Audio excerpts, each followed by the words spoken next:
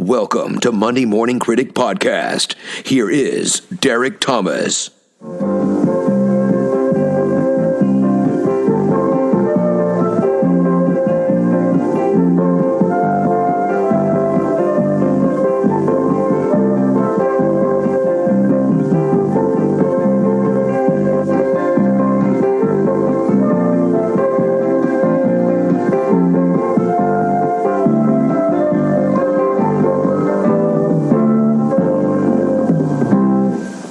I've been a Hersey.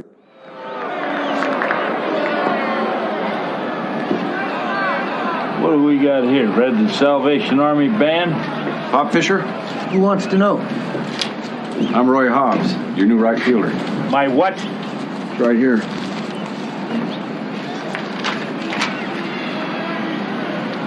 Scotty Carson sent you here? That's right. Must be nuts. Where do they find these guys, Red? Fella, you don't start playing ball at your age, you retire. Where did he find you? The Heber Oilers. The Heber Oilers? I never heard of them. They're semi-pro. Semi-pro. Schultz, go warm up.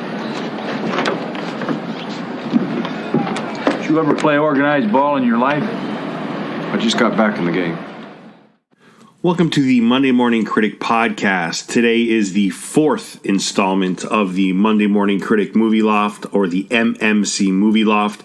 We are going to look at and examine in detail the 1984 movie The Natural, directed by Barry Levinson, starring Robert Redford, Robert Duvall, Glenn Close, Barbara Hershey, Wilford Brimley, and Kim Basinger.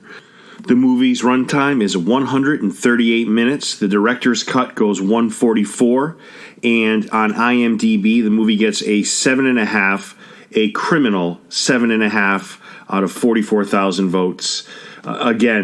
Sports movies, and I've said this 1,000 times, but sports movies are a lot like comedies. They are very underrated, very underappreciated, very overlooked, and I don't understand why or how.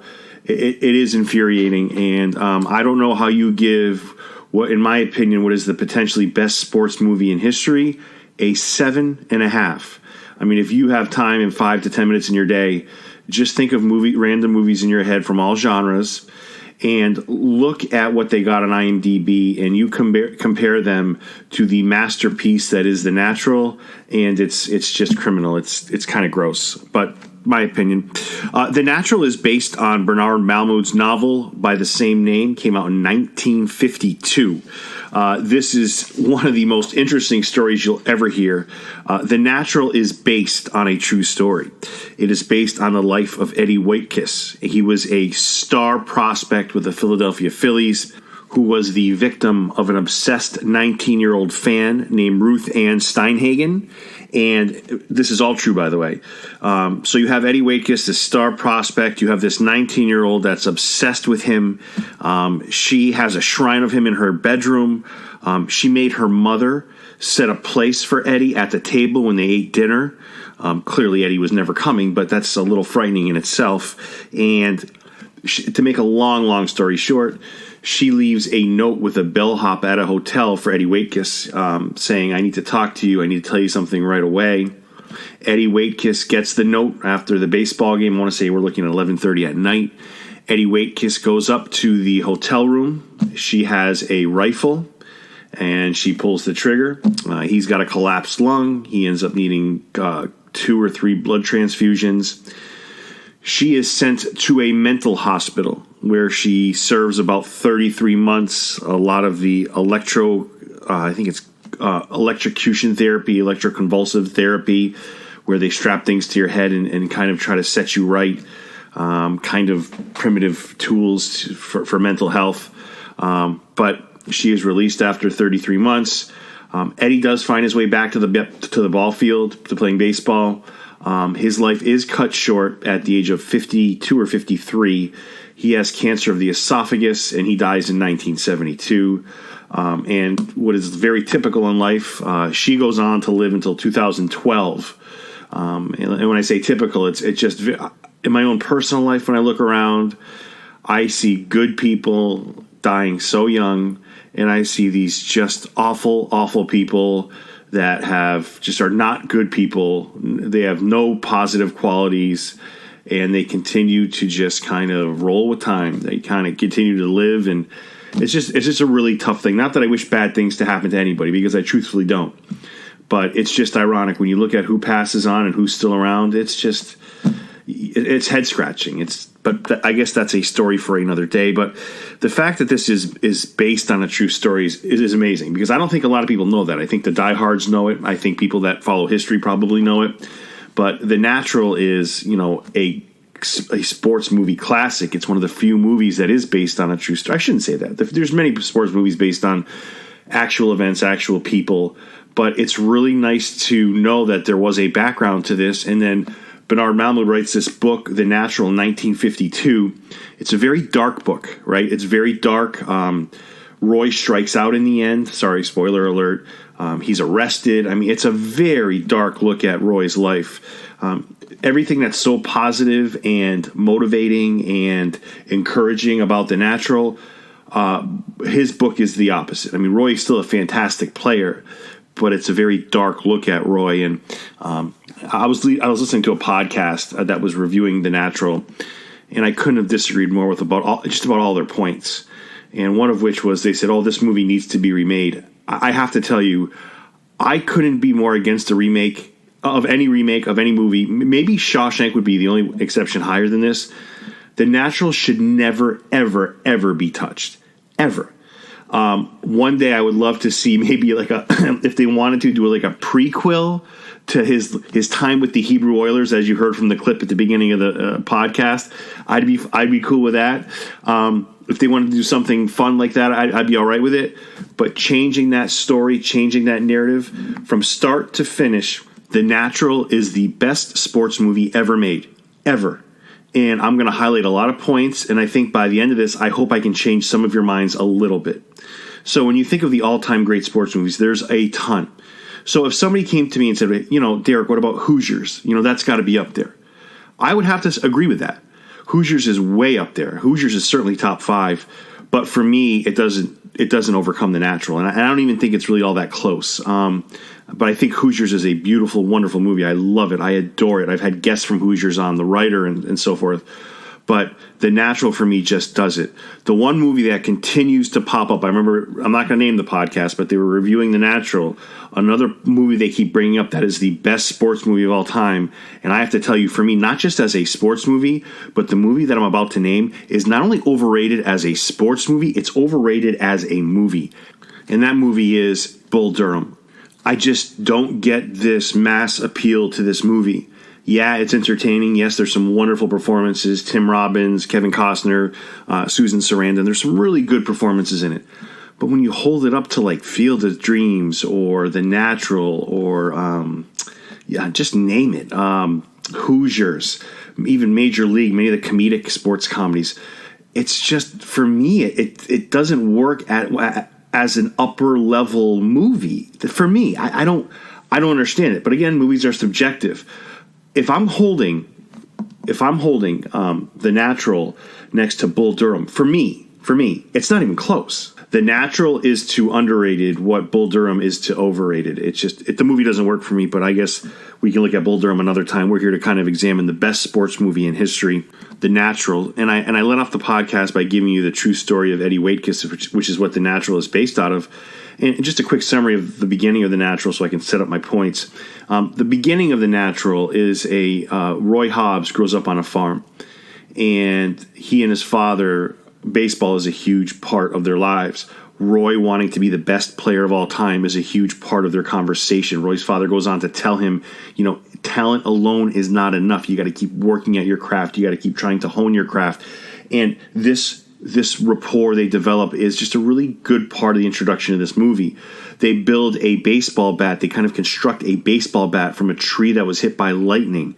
And the bat's name is Wonder Boy. I mean, that alone, and I know there's people out there, And I hate when people do this. Like when I watch a movie, I just want to enjoy the movie. I don't want to, connect the dots. I don't want to, what's the deeper meaning? I don't want to look at, this is based on Greek mythology and this character is Zeus and this character is, Hercules. I mean, whatever. Like, I don't like doing that. And I know that is a common theme here. I know, and I'm sure even Barry Levinson had that in mind. But I don't want to hear about King Arthur and his round table and how that applies to the natural in a baseball movie. This is not, for me, this is not that. This is a movie about a guy that has simply just wanted to be the best player ever. Very much like Ted Williams said publicly. And that's who Roy Hobbs kind of is also based on, combined with Eddie Waitkus, I suppose. But that's all this is. I hate when people take a very basic, wonderfully done movie and make it complicated by, throwing in, this is based on Greek mythology, and this is based on, King Arthur, and this is based on this person's literature. It's like, Jesus Christ, can I please enjoy this sports movie? Can I please just process this without you overanalyzing and completely destroying what's good and genuine and authentic about this movie?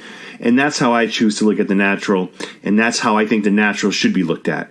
Stop connecting dots, stop looking for deeper meanings, because then a really great, in my opinion, the best sports movie of all time becomes very complicated, becomes very convoluted, becomes very watered down, and I don't like that. I think you destroy the movie by doing that.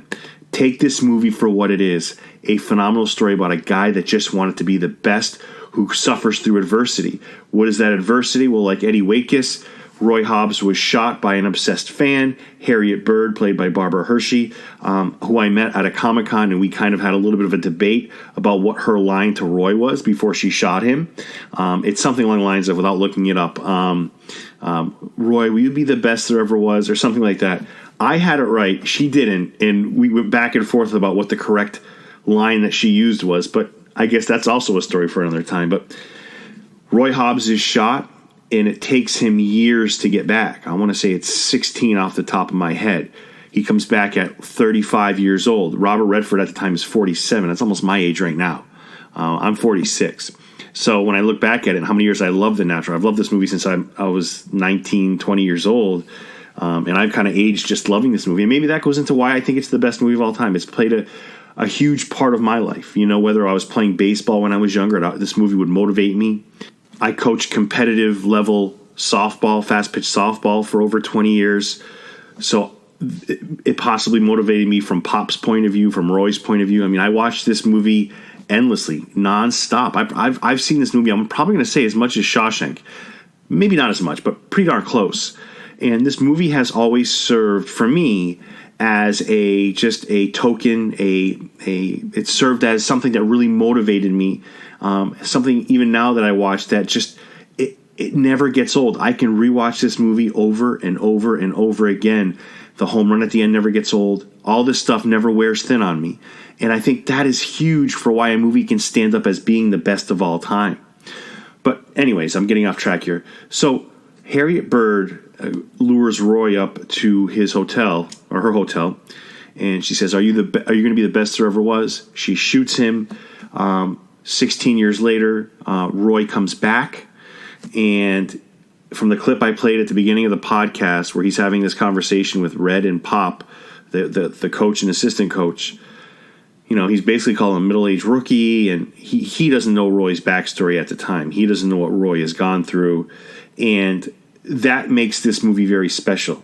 One, the rapport with Pop and Roy, the way that ends before the big game, not ends, but I guess comes to a bit of an ending where, and I'll go over that in a second when I hit the great quotes comment, the great quotes portion of the podcast.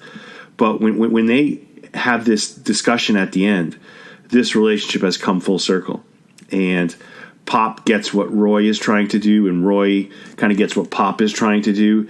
And they're both kind of the same person in the sense that they both, like, the game has just been awful to Pop. People have been awful to Pop. He gave his heart and soul to the game. And I think there's a line that says, only to see it get it trampled. That's Field of Dreams, I think. But he was just, his love for the game, people mistreated him. He's had kind of coached losing teams.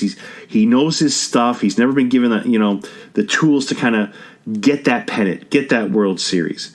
Roy was sidetracked because he was shot.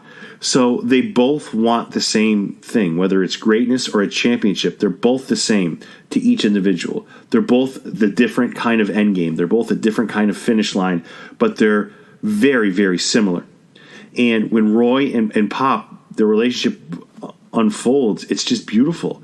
Roy's relationship with Red through the whole movie is beautiful. One of the most underrated characters in this movie is Red, played by Richard Farnsworth. Boy, what a beautiful, beautiful character that was. Just a guy that never bickered with anybody, never not got along with everybody, just was good to people, good to Roy when everybody else wasn't really good to Roy, very skeptical of Roy. Red embraces him right away. They're eating at a restaurant, and it's one of the most classic lines. I'll examine this again in the quote section. But they're eating pasta, and he looks over at, I think it's pasta, he looks over at Roy, and he says, you can't spell it, but it eats pretty good. And it's just one of those classic lines that every time I see the movie, I have to kind of quote. But another one of those interesting characters, and this movie is full of great, great characters. I mean, we're going to talk more about Roy Hobbs. You look at Max Mercy, played by Robert Duvall, the reporter that will go to no ends to find the story.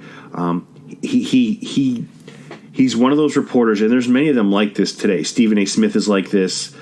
There are many reporters like this where they make the game about themselves. It's not about the athletes who play it. It's not about the coaches who coach it. It's about their writing, their take, their own agenda. And there's many reporters. He's the first one that came to my mind. And that's unfortunate because I don't care what sport we're talking about. The game is about the game. The game is about the players. The game is about even the fans. The game is about all of that. The game is not about the person reporting on the game or comment. Yeah, he's a commentator and he's paid to give his opinions. But when the reporter / commentator becomes bigger than the sport, becomes bigger than what he or she is reporting on, then it becomes no longer something that's, in my opinion, pleasurable to listen to, right? It's not, it just doesn't become fun anymore because they have taken themselves and kind of have this arrogance that they're bigger than what they're reporting on. It doesn't become fun anymore for me. That's my point of view. But anyways, Max Mercy is that guy in this movie. Max Mercy takes joy in just kind of either making people or breaking people, and he admits that. He is not somebody who loves the game and is reporting on the game. And there's been tons of those reporters over the course of history, too. That is not Max Mercy. Max Mercy is not a very good person. But there is one little flaw with Max, I think, in this movie. The fact that he doesn't remember Roy Hobbs after seeing him when there's an epic scene. It's one of my top 5 favorite scenes. When Roy strikes the whammer out at the carnival. I mean, Max Mercy, and he says so many times during the movie, I have a photographic memory. I have this wonderful memory. But he can't remember Roy Hobbs striking out what is basically the equivalent of Babe Ruth. He can't remember that. That's the only. Believe me, there's not. I can count the negatives I have about The Natural on one hand. I wouldn't say that's a negative either. I just think it's a little awkward. I think it's odd, right? That this guy with this photographic memory can't remember Roy Hobbs striking out what is essentially Babe Ruth. Glenn Close, who plays Iris Gaines, is so good in this movie. The woman in the white dress who stands up and what is it? Who is essentially gets Roy back on track. Roy falls into tough times, and Roy falls in love with Pop Fisher's niece, Memo Paris, played by Kim Basinger, and they date for a while in the movie. And Pop Fisher looks at Roy and says, "Look, she's my niece and I love her, but she's bad luck. She's bad luck is what she is." And he told Roy, and there's no coincidence that when Roy starts dating her for a while during the movie, he goes into an epic slump, and he is brought out of that slump by Iris Gaines, who's played by Glenn Close. She's the woman in the white dress that stands up to get Roy out of this slump. It's really a great scene that's not talked about often. That should be. You know, I believe it's the same scene as the clock smashing scene when Roy hits one and it smashes the clock. But I just think that the movie, and this is why this movie works for a lot of reasons, one of which is the unbelievable writing. The other is the characters in this movie. They are so great at what they do. You never doubt any of these characters are the people they portray. So Roy was dating Memo Paris. Memo Paris's ex-boyfriend used to be Bump Bailey. For those of you who watched the movie, who's played by Michael Madsen, who dies going through the right field wall. Bump Bailey is under the people that are paying him to throw games. He's under full control by gamblers. He doesn't hustle things out. He loses the ball in the sun. It's like a cloudy day with no sun around at all. But he's totally shady and one of the lesser likable characters in the movie. He dies going through the wall, which then opens up the door to Memo and Roy's relationship. So that kind of summarizes that part of the movie. Pop Fisher, played by Wilford Brimley. One of the things that people don't know, or maybe many do, but it's not talked about and it should be, is the fact that there is only 1 or 2 years age difference between Robert Redford and Wilford Brimley. Let me say that again. There is only 1 or a 2 year age gap between Robert Redford and Wilford Brimley. And Wilford Brimley has since passed on, and he died about a year ago. Rest in peace, Wilford. Such a great, iconic character in this movie. He has since passed, but they look like they're about 20 years apart in the movie, So when they film this, Robert Redford's 47, Brimley has to be 48, 49. And he looks about 70, Wilford does in this movie. I'm not criticizing Wilford Brimley's looks, but I mean, Robert Redford's one of the most handsome leading men in the history. But they do not look anything close in the age range that we're talking about here. But that's just kind of a tidbit that I wanted to drop. But Pop Fisher makes this movie. Pop Fisher, like I said before, in a lot of ways is like Roy Hobbs. They both have suffered through a lot of the same things, different things, but their end game ends up being the same. Harriet Bird, played by Barbara Hershey, doesn't get enough credit for this role. Really plays the villain here really, really well. Really loved Barbara Hershey. Anything she does really well. She's one of those actors that we see time and time again. I feel like she should get more recognition than she does, right? People spend so much time on actors like Meryl Streep, but what about Barbara Hershey, who's just been so good? And I met her at a Comic-Con. We talked for 5 or 10 minutes. I really enjoyed that time. I really valued that time. We were just talking about The Natural and filming it, and she was talking about Robert Redford and her experiences. She was just very pleasant, very kind, and just a beautiful, talented leading lady. The Judge, played by Robert Prosky, maybe a little bit over the top with some of his stuff, but God, what a great character, almost like a vampire. There's a time where Roy turns on a light and it was like, you get that kind of feeling like, what's this dude's reaction? Is he that scared of light? Is he that? And he goes into detail about why he doesn't like the light, but kind of a nice little angle for a villain. Robert Prosky, who plays the Judge, great role. We talked about Red Blow, who is played by Richard Farnsworth. Really love Richard Farnsworth. If you haven't, this is a side note, maybe examine this in the future, but if you haven't seen a movie called Straight Story, it's about a man who hasn't talked to his brother in years, and he drives a lawnmower from his house. I want to say it's like a couple hundred to maybe 1,000 miles away to see his brother, who he hasn't seen in a long time. What a wonderful movie that is if you haven't seen it. It's called A Straight Story, and it might be available on Disney+. Please don't quote me directly on that, but I do believe it is a Disney made movie. It's not the typical Disney movie, the feel-good kind of, it's kind of for Disney. It's not like hardcore or anything, but it's a very well done movie, and I think people would appreciate it. So, Straight Story for that. Darren McGavin, who was the father in A Christmas Story, the absolutely classic Christmas movie that came out in 1983. In this movie, The Natural plays gambler Gus Sands, who can kind of almost see the future, right? Roy proves him wrong a few times. So I'm about to play a scene for you where they paid off Roy to throw the game, and the game for the pennant, and Roy gives him the money back because Roy is very much unlike Bump Bailey, because Bump Bailey gladly took money from these guys for many years to blow games and not catch balls or whatever. But they attempt to try to buy Roy off. And it's a really interesting scene for a few reasons. Two things in this scene come back to remind Roy of the past. One is the gun shot by Memo Paris, And 2 is when Gus Sands says, Roy, you've got a gift, but it's not enough. It's the same quote that Roy's dad tells him in the beginning of the movie. And I think after he says this, I mean, Roy, his integrity is never for sale. But I think as soon as he hears that, I think we are on the highway and the expressway to an absolutely iconic ending. And it's really important that I play this clip to kind of set the context here. They are trying to buy Roy, and he wants absolutely no part of it. You look a little lost. I'm not. You dropped this on your way out. Something seems amiss. Correct me if I'm wrong, Hobbs, but we had a deal. Those are your winnings, Slugger. This is a gag, Hobbs. Pick it up. Get out of here. If it isn't enough money, tell us what you've got in mind. To hit away. I thought I could rely on your honor, Hobbs. You're about to. You're a foolish, foolish man. You've forgotten something. Your past.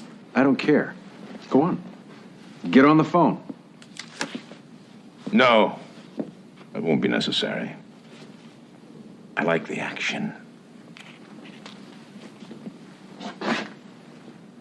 Then let it ride. You bastard.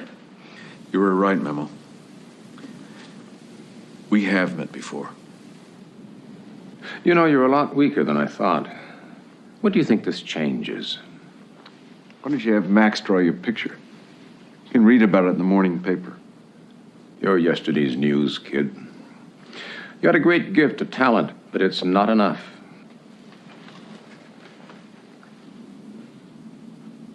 I think you're a loser.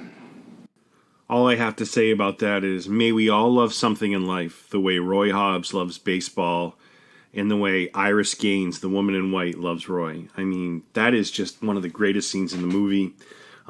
Honestly, another shout out to Darren McGavin, the late Darren McGavin, who plays Gus Sands. He is not credited in this movie, and rumor has it is because he signed on so late that he would have been so far down the cast list.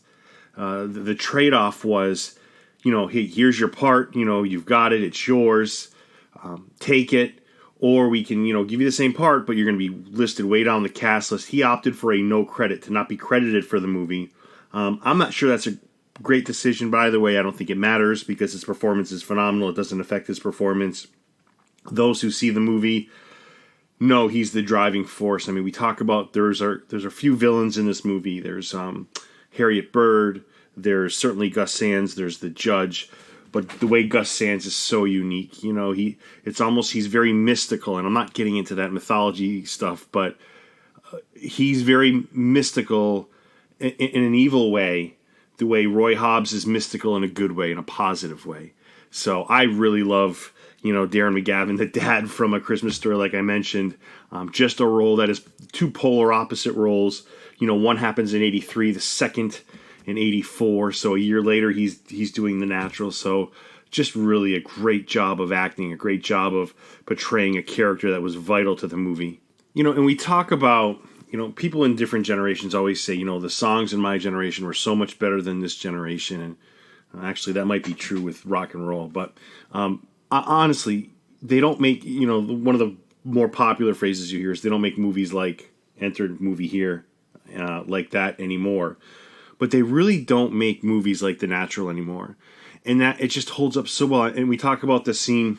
Another actor I forgot to mention was Joe Don Baker, who plays the Whammer, who was essentially Babe Ruth. I might have mentioned that earlier. But he does such a great job in the scene of those two having a contest of strengths, if you will. Roy as a pitcher, the Whammer as the hitter, essentially Babe Ruth, but he's not portraying Babe Ruth, but the comparisons are close, even though he's a righty.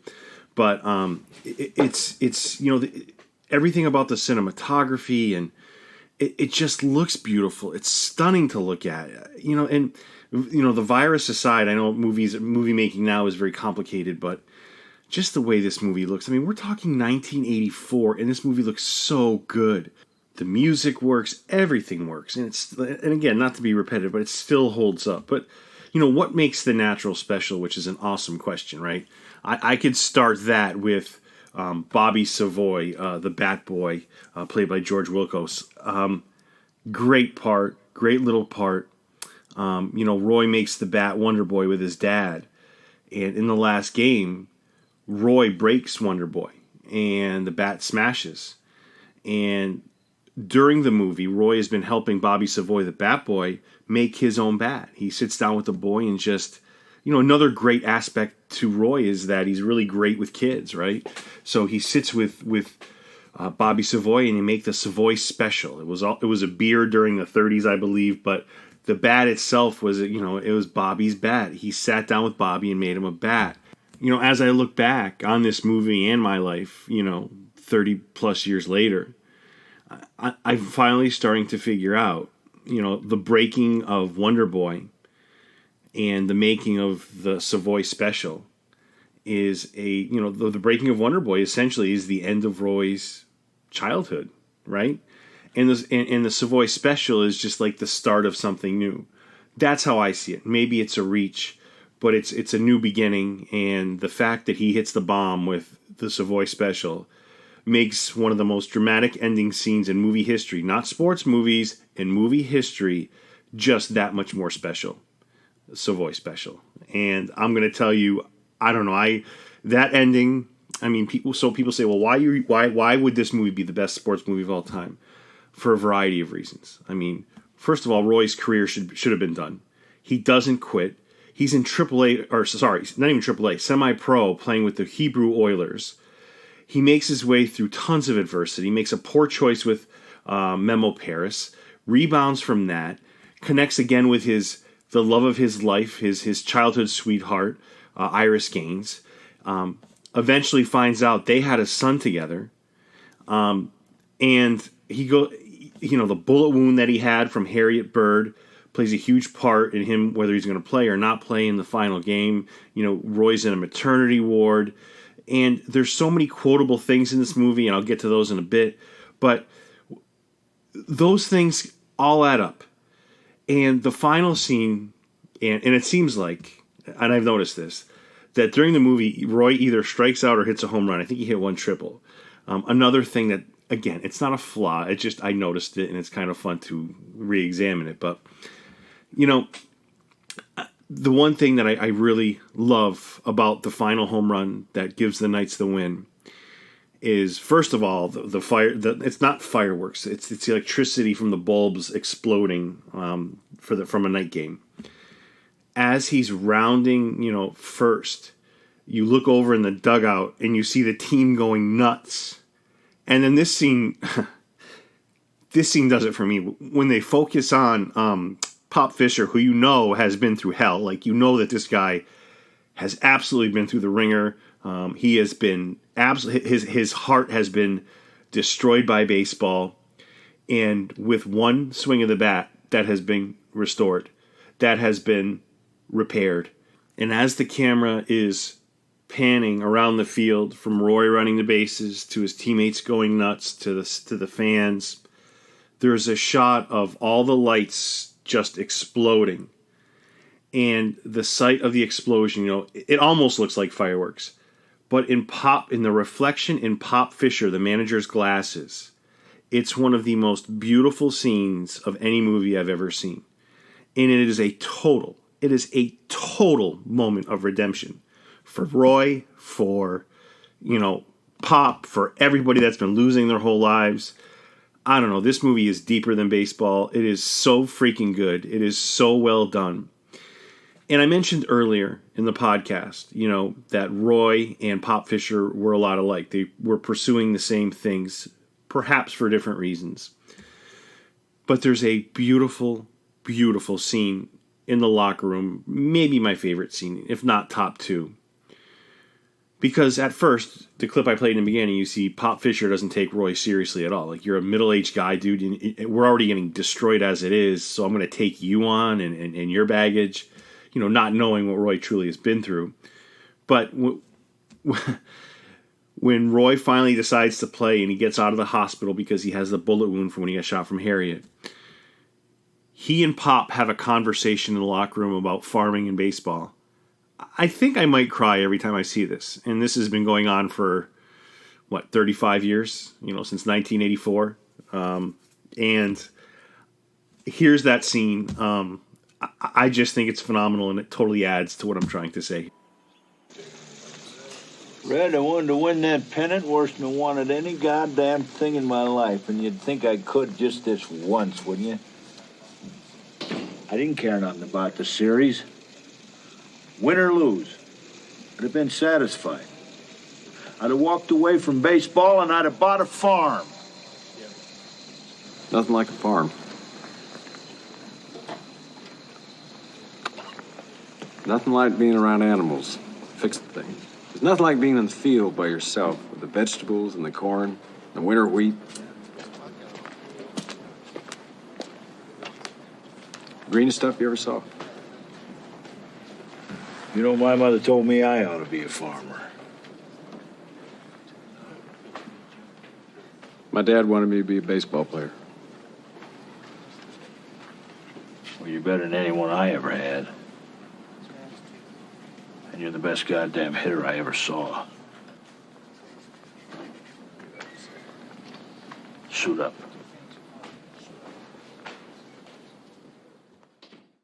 I mean, if that scene doesn't give you goosebumps, you have to check your pulse, because it truly is one of the best scenes in the movie, and it really makes Pop's and Roy's relationship come full circle. It's just so beautiful to see. It's just such a wonderful scene. And then when it comes to quotes, there's so many. I played a few clips and to reflect some of these quotations, but there's some other ones. Roy talking about how there's some mistakes you never stop paying for. There's a scene where Pop wants to send down Roy to the minors, and Roy basically looks at him and says, I'm not doing it. I worked too hard to get here. I'm not doing it. And it's just such a turning point in their relationship. And in the movie, there's a scene that is Roy is bored absolutely out of his gourd. They were listening to a therapist speak. He's talking about losing is a disease, and he's talking about imagining they're on a ship gently rocking. I don't care what you do for a profession. You've had speakers like this that make you want to just take your brain out of your head and throw it across the room. And that's kind of exactly what Roy does. He walks right out of the room and says, yeah, no thanks. Take your boring stuff and go on, take it down the road for me, will you? Just a great scene. There's so many, the scenes with his dad in the beginning.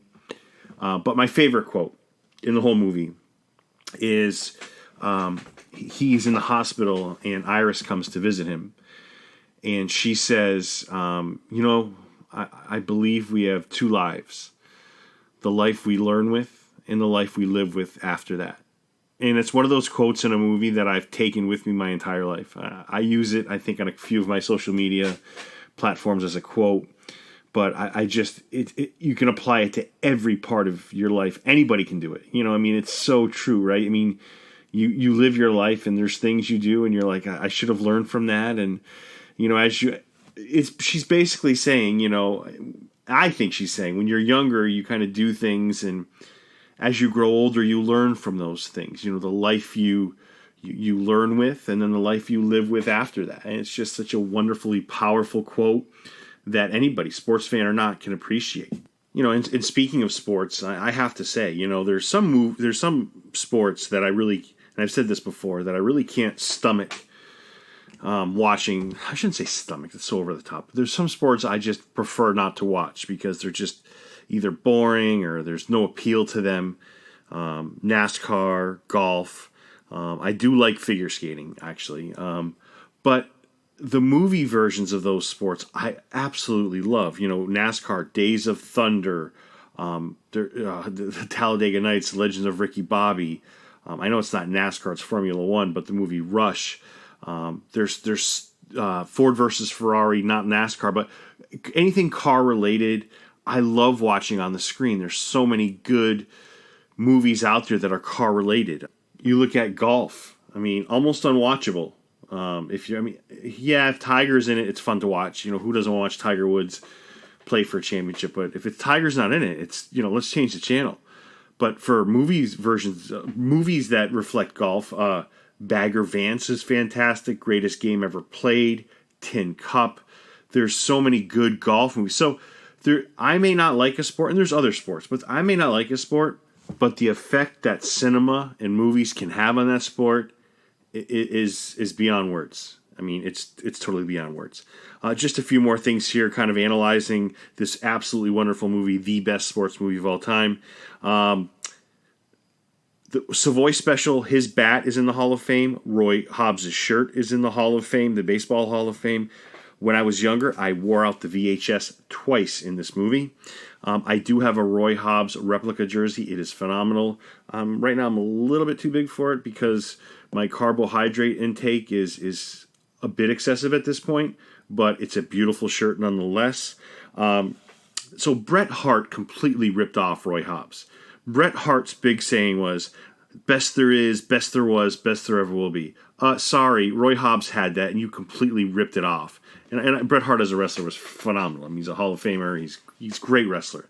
But come on, you have to own it when you completely rip off. I mean, that's like me saying, my new saying is, yeah, I'll be back. I'm gonna end this podcast by saying, I'll be back. I mean, come on. Let's be original here, Bret. But, there was also, in this movie, to end it, there was a lightning bolt, after Bump went through the wall. The lightning bolt they put on their shirts, really beautiful.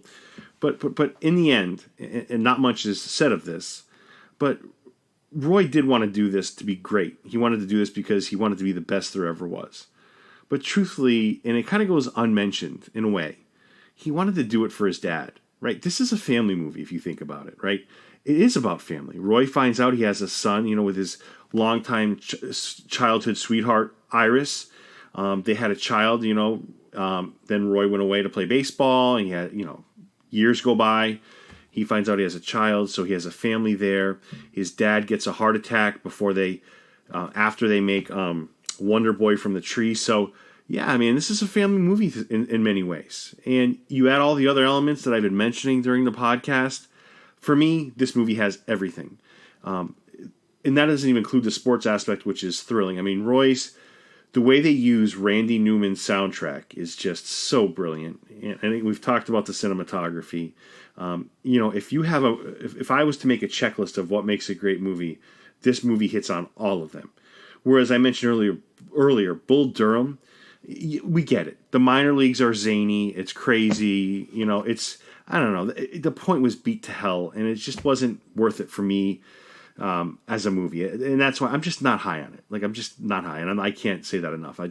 I'm not a fan. But I have to say, I will go to my grave loving this movie and watching it on a semi-regular basis. I mean, that's what I think of this movie. For me, it's not just top sports movie; it's top 5 all-time movie, just for what it's done. And I know there's a couple people that feel that way, that I know personally, and they think the world of the movie. I have one friend, Ted, who he just like me, it was his favorite movie, and then Shawshank comes along, and it's like, well, you got to make room for Shawshank because that is the best movie of all time, and he has it at 2. So he and I are on the same page with a lot of things as it pertains to this movie. I hope you enjoyed this movie Loft. I have created this, and I think it's pretty original. I love Dana Hersey, and that's kind of why I created it. I mean, for no other reason. I love looking back at obscure movies, random movies that I love, that have moved me, that have changed my life, and just kind of digesting them. And hopefully by listening, you're taking little things away from them, little tidbits, little facts. And I don't just go to IMDb and pull from that, some of the stuff comes from there, but I do research. I do my homework. Stuff that I've just gained knowledge of over the years. I hope some of that just kind of, you process some of it, you've learned some of it, and hopefully the 45 minutes you've given me, it was worth it for you, and I greatly appreciate it. Again, my contact is, if you want to reach me on Instagram, it is Monday Morning Critic Podcast. On Facebook, it's Monday Morning Critic Podcast. I would appreciate a like or a comment if you want to just comment on some of the posts I put up. On Twitter, it's MDM Critic. My website is mmcpodcast.com. Episodes are usually, I try to get one of these out every week. I have not been good at it. This is the 4th episode I've done for a movie loft. Most of my episodes are interviews. I have many of those ready to go, and it's been my fault for the delay. I have a lot going on in my personal life. Just had a baby, so right now I'm wrapping this up at a little after midnight. So I do hope you like it. When I make these episodes, what I do is I put it together. It takes about 3 rounds, right? So I will put an initial round together. I listen to it when I run. I hate my voice, by the way. I hate listening to myself. And I'll do the same. I'll make adjustments. I'll do it again. I'll listen to myself again. Kind of like if you were to type a paper for a college class, right? It just goes out edit after edit after edit. And I'm sure when I release this, I'll realize 10 mistakes I made or I was completely repetitive. But thank you for sticking with me. Finally, if you like what you hear and you like the interviews I do normally, or if you like the change of pace with the MMC Movie Loft that was paid tribute, as I've said before, to the New England TV 38 show hosted by Dana Hersey. If you like the way I've modernized that, if you like my podcast in general, I would love a great review on iTunes or wherever you listen to podcasts. That would be great. That would mean a lot to me. Again, I don't... there are other podcasts in my category that pay for reviews, pay for people to listen, pay for downloads. Completely not who I am. I am not a follow podcast. I don't follow others because they're going to follow me. My whole take on that is if you love listening to what I have to offer, great. And when I listen to podcasts, it's because they appeal to me. I hope this is that for you. So thank you again. Again, this was The Natural, 1984. One of the all-time classics, a movie that to me will never lose its luster. Thank you for listening. Let's talk soon.